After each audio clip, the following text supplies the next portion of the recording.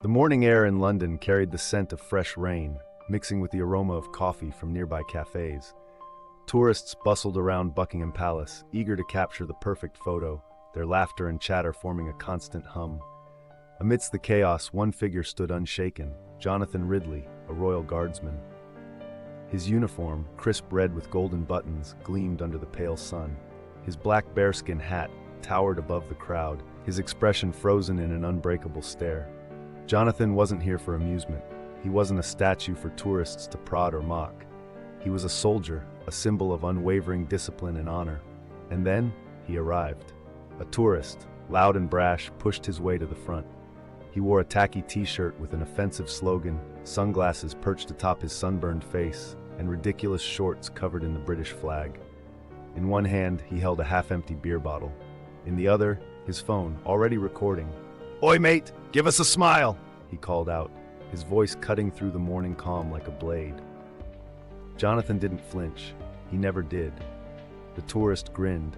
He wanted a reaction, something to entertain his followers. He took another step forward, crossing the invisible boundary that separated the crowd from the guardsman. Then, with a smirk, he did the unthinkable. He let the beer bottle slip from his fingers. The glass shattered at Jonathan's feet. A hush fell over the crowd. No one, not even the tourist himself, was prepared for what happened next. The crash of shattering glass echoed across the cobblestone pavement, slicing through the murmuring crowd like a knife. Tourists froze, cameras poised midair, their lenses capturing the tension before anyone could even react. The beer bottle lay in jagged shards at the guardsman's feet, its golden liquid seeping into the cracks of history itself. Jonathan Ridley remained motionless. His disciplined frame did not betray even a flicker of irritation. His gloved hands stayed firm against his rifle. His eyes, hidden beneath the shadow of his bearskin hat, remained locked in that timeless, unyielding stare. But something had changed. The crowd felt it before they saw it. An invisible shift in the air, an unspoken warning woven into the silence. The people closest to the tourist took a step back, instinctively distancing themselves from the man who had crossed an unbreakable line. The tourist, oblivious, smirked. "Oops," he chuckled, lifting his phone higher. "Come on, mate, that was an accident, yeah? Bet you're not even allowed to blink." Still, Jonathan did not move. Somewhere in the crowd, a little girl in a pink raincoat gripped her mother's hand. "Mom, is he in trouble?" she whispered. An elderly man in a gray overcoat exhaled slowly. "He should be." But the tourist was too caught up in his own arrogance to notice the weight of history pressing down on him. He wanted a reaction. He needed one. So with a careless shrug, he took another step forward, step too many. And that's when Jonathan moved. It wasn't much, just one step forward. But to the crowd, to the tourist, to the cameras capturing every second, it was thunder. The precise stomp of Jonathan's boot against the cobblestone cracked like a gunshot. The shift was deliberate, measured, controlled. It was a soldier's step, a warning from history itself. And for the first time, the tourist stumbled back. His smug confidence wavered. The sunglasses slid down his nose. His phone tilted, and for a split second, the camera caught his face, one of pure, naked uncertainty. The crowd felt it. A pulse of energy spread through them, like a wildfire catching the dry edges of their patience. Whispers turned into murmurs, murmurs into hushed gasps. He did it. He moved. The power of that single motion was unlike anything they had expected. The guardsman didn't speak. He didn't need to. That one step was enough to communicate volumes. The tourist's throat bobbed as he swallowed. He let out a nervous laugh, trying to reclaim control of the situation. "Oh, scary," he mocked, but his voice wasn't as steady anymore. His bravado had cracked, if only slightly. The veteran in the crowd, his chest heavy with medals, smiled knowingly. "Discipline isn't silence," he murmured. "It's power." Jonathan Ridley stood tall, unyielding as stone, powerful as the legacy he protected. And now, the tourist, who had once believed the world revolved around him, was beginning to understand. But he wasn't ready to back down. Not yet. Not before making one last disastrous mistake. The tourist wasn't done. His ego, now bruised, urged him forward. He refused to be humiliated, especially not by a man who wasn't even allowed to talk back. The crowd's shifting energy, the whispers of disapproval, the eyes locked onto him, it all made him desperate to reclaim control. He forced out a laugh, louder this time, pushing past the unease in his chest. "Come on, man," he sneered, stepping even closer. "You moved. That means you can hear me, yeah?" He waved his phone in Jonathan's face. "Say something for the camera." Still, Jonathan did not respond. The tourist's fingers curled into a fist around his phone. His audience was waiting. His followers would expect something big. He had to make this worth their time. Then, in an act of sheer arrogance, he reached out toward Jonathan's shoulder. A collective gasp rippled through the crowd. Even those who had been watching passively leaned forward. Touching a guardsman was a line that was never to be crossed. And yet, the tourist, drunk on his own audacity, crossed it. His fingertips barely grazed the red fabric when Jonathan moved again. Not aggressively, not emotionally, precisely. With trained efficiency, he swung his rifle, bringing it up in a swift motion that sent the tourist stumbling back. The sharp clack of the rifle's butt against the ground was like a cannon blast in the silent square. The tourist tripped over his own feet. His phone slipped from his grip, clattering onto the stone. For the first time, he looked genuinely afraid. And that was when the officer stepped in. A uniformed officer had been watching from a short distance, arms crossed, eyes sharp. Now, he stepped forward. The crowd parted for him. The tourist, still recovering from his near fall, turned to face him. He opened his mouth, likely to protest, but the officer spoke first. "You're done." The words weren't shouted, they weren't emotional, they didn't need to be. The authority in them was absolute. The tourist blinked, his bravado faltering. "What? You disrespected a queen's guard. You crossed the line. You're leaving." The tourist chuckled nervously, still playing for the cameras, even if no one was laughing with him. "Oh, come on, mate. It's not that deep. He's just standing there." The officer tilted his head slightly. "And you just made a fool of yourself." A murmur of agreement rippled through the crowd. People nodded, some smirked, others shook their heads. The tourist turned back to Jonathan, expecting, what? A reaction? Pity? But Jonathan remained a fortress of silence. The officer stepped closer, voice steady. "Pick up your bottle." The tourist hesitated.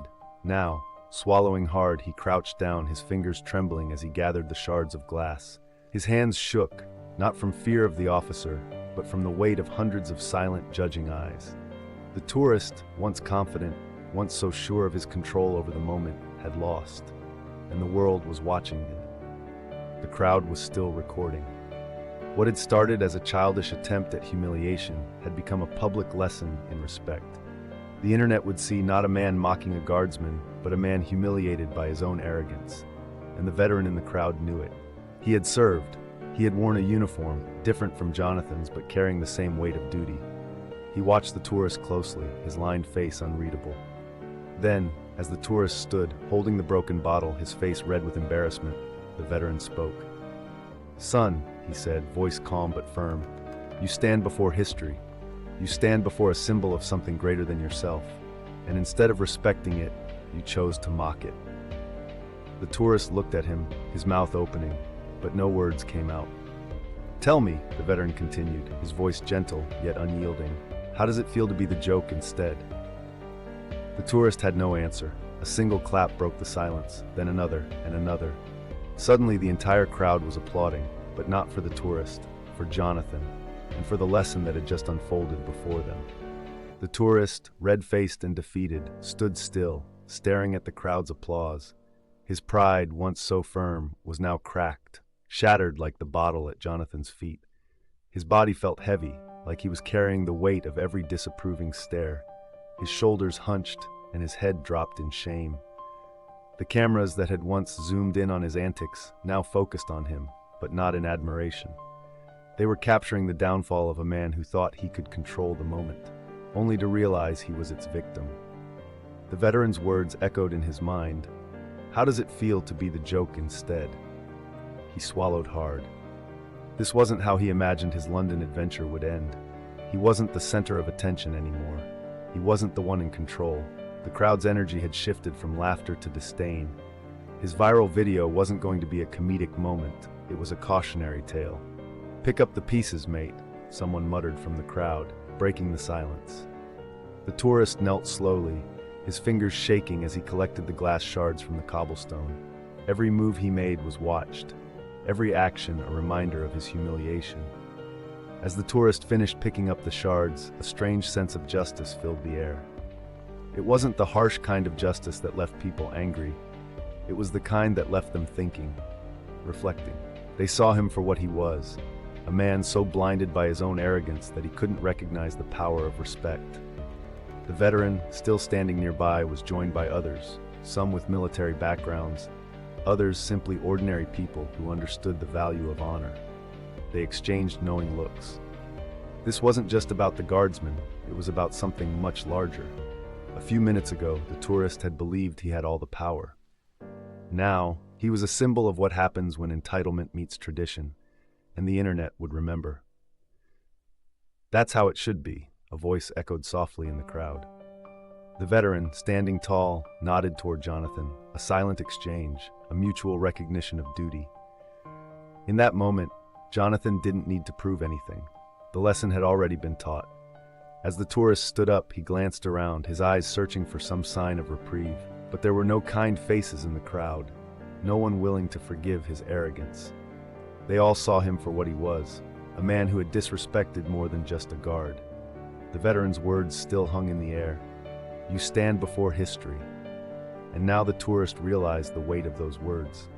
He wasn't just confronting a guardsman, he was facing a tradition that stretched back centuries. A tradition that demanded respect. The laughter had faded, replaced by something far more profound, understanding. Jonathan, silent and steadfast, had become the embodiment of that understanding. His silence was the lesson. The tourist felt small, insignificant. He had no words, no justification. And then, as if compelled by an unseen force, he stuffed his phone back into his pocket. No more jokes, no more attempts at humor, no more power over the situation. He had lost. And in that loss, he understood. True strength wasn't in loudness, it was in stillness. The tourist turned and began to retreat, his back hunched, avoiding the gaze of anyone around him. Every step felt like it was heavier than the last. The crowd began to disperse, the moment passing into history, but it wasn't forgotten. The viral video had already begun its journey. People would share it, discuss it, comment on it, and they would see the story for what it was, a lesson in respect, tradition, and humility. As he shuffled away, he couldn't escape the sound of the applause that still rang in his ears. It wasn't for him. It was for Jonathan, for the patience he had shown, for his unwavering dedication to duty. The woman in the wheelchair, who had watched everything unfold, whispered as he passed. There was a time when people like him wouldn't even be allowed this close. Her words, quiet but clear, stung him more than anything else. He had crossed a line, and the world had watched him fall. The tourist stumbled backward, his face flushed with embarrassment. Every part of him screamed to escape, to leave this place, but his feet were rooted to the spot. The cameras still flashed, the crowd still murmured, and the tension in the air felt almost palpable. For the first time that day, he truly understood the gravity of what had just happened. The bottle, the smug comments, the way he had provoked Jonathan, it had all been a display of arrogance, thinking his money and fame would protect him from the consequences.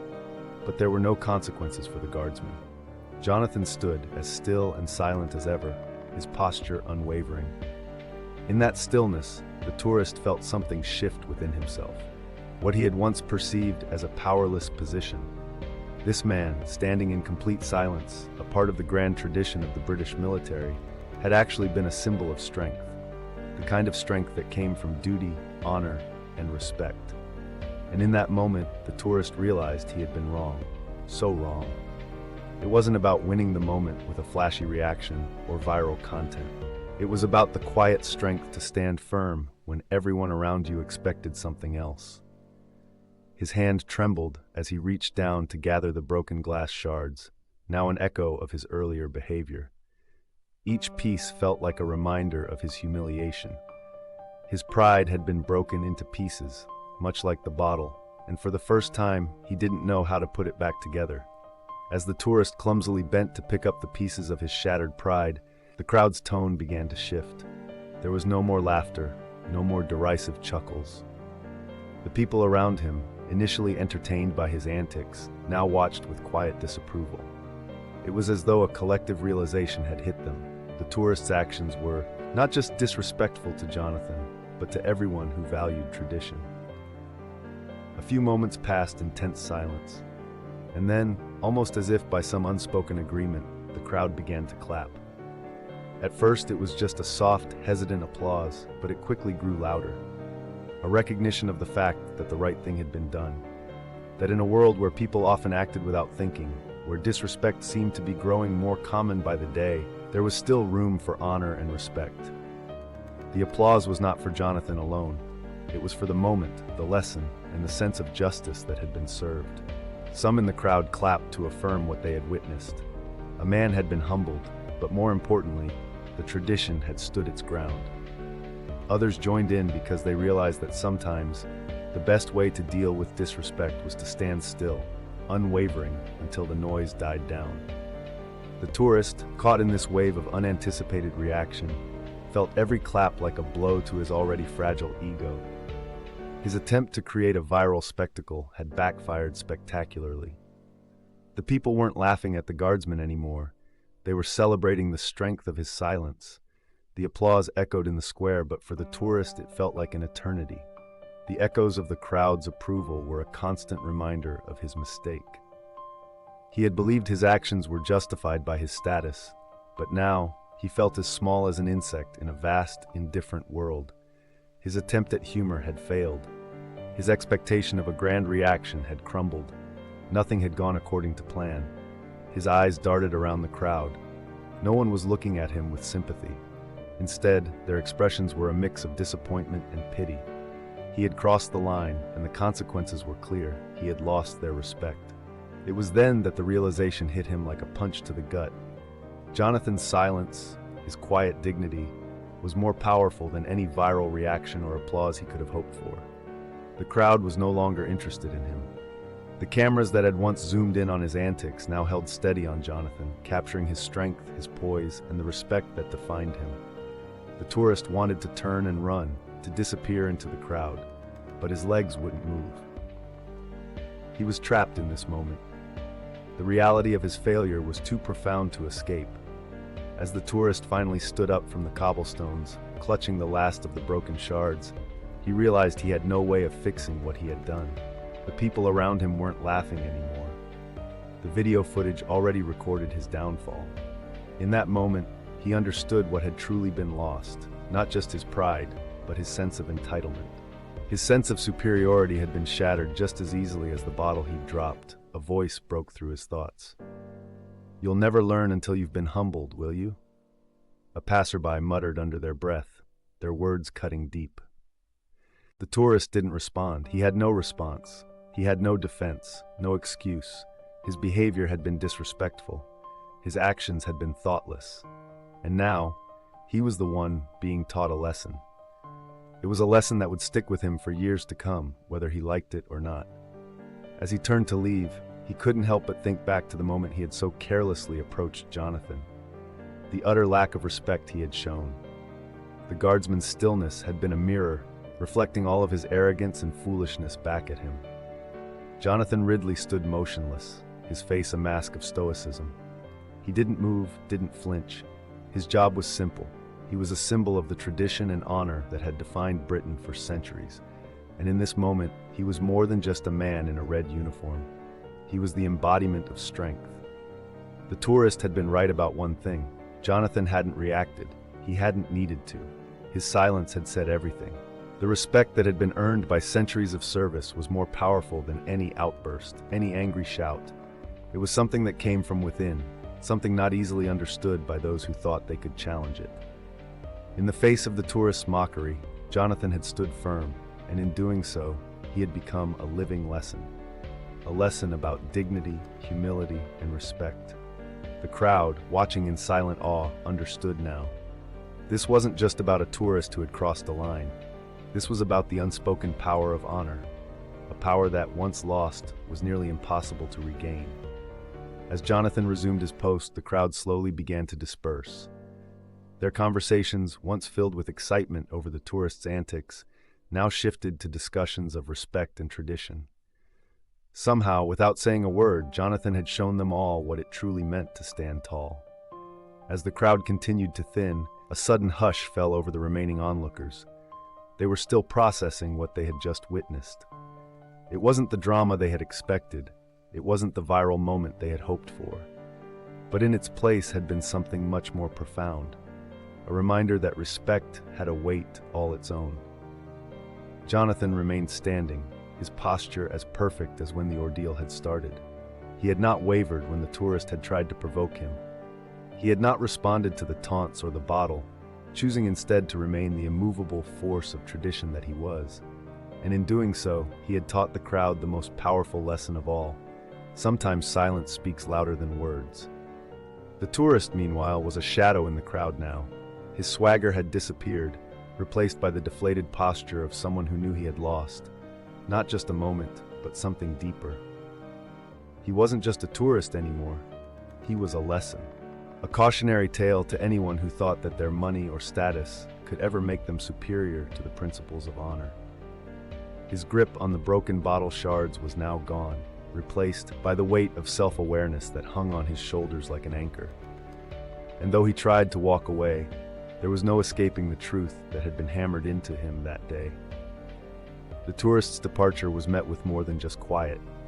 It was met with a sense of closure, a feeling that something had been restored, not just in the eyes of the onlookers, but in the very air around Buckingham Palace. Jonathan stood at his post, a silent sentinel, and in his stillness, the world seemed to settle.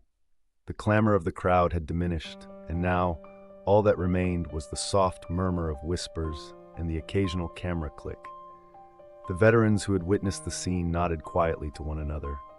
They recognized in Jonathan's calm a sense of resolve, a sense of something that went beyond just guarding a palace.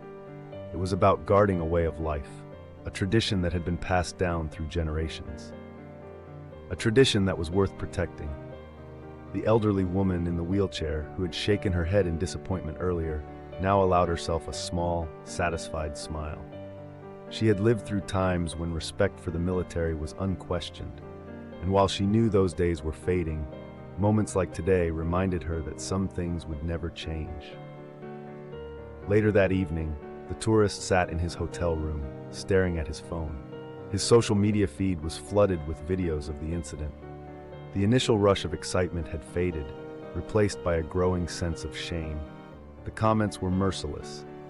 No longer were people laughing at Jonathan. Instead, they were praising him, lauding his ability to stand tall in the face of disrespect.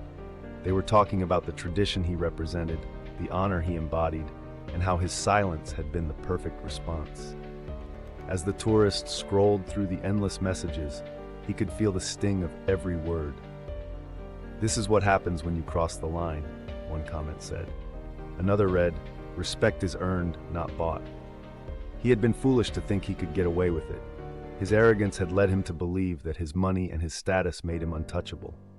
But now he saw how wrong he had been. The world didn't revolve around him, not even close. The tourist had spent hours reflecting on the events. The regret gnawed at him. He knew he couldn't undo what he had done, but maybe, just maybe, there was a way to make things right. He called his friend who had been with him at the palace and asked for help. He wanted to send a message to Jonathan, to apologize. Not through a public post or an Instagram story, but in a way that would actually matter. He wanted to show that he understood the lesson. The next day, the tourist made his way back to Buckingham Palace. This time, he was not there to provoke, to entertain, or to get a viral video. He was there because he had learned. When he arrived, he stood in front of the palace for a long moment, looking at Jonathan's post as if he were seeing the world through a new set of eyes. He was different now. Humility, respect, these were not things to be taken lightly. As he approached the Guardsman, he stopped a few feet away, just enough to convey his respect, but not too close to intrude on his space. "I'm sorry," the tourist said, his voice calm and sincere. "I didn't understand before, but I get it now." Jonathan didn't react. He didn't have to. But the moment hung in the air, a silent exchange that spoke volumes. The tourist had learned his lesson. He had learned that there were moments in life when no amount of money or status could save you from the consequences of your actions.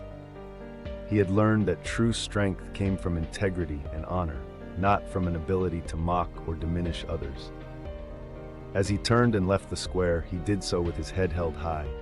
He had come full circle, and though it had taken a humbling experience to get there, he was a changed man. Back at his post, Jonathan remained as steadfast as ever.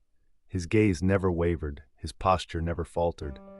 But those who had witnessed the incident, including the tourist, would remember the lesson for the rest of their lives. Respect is earned, and it is not for sale. And in that moment, in the heart of London, it had been taught in the most profound way possible. This story isn't just about a single tourist or a single guardsman. It's about respect, tradition, and the power of silence. In a world where people crave attention and viral moments, this guardsman proved that true strength doesn't come from reacting. It comes from discipline, honor, and self-control. Now we want to hear from you. What do you think about this incident?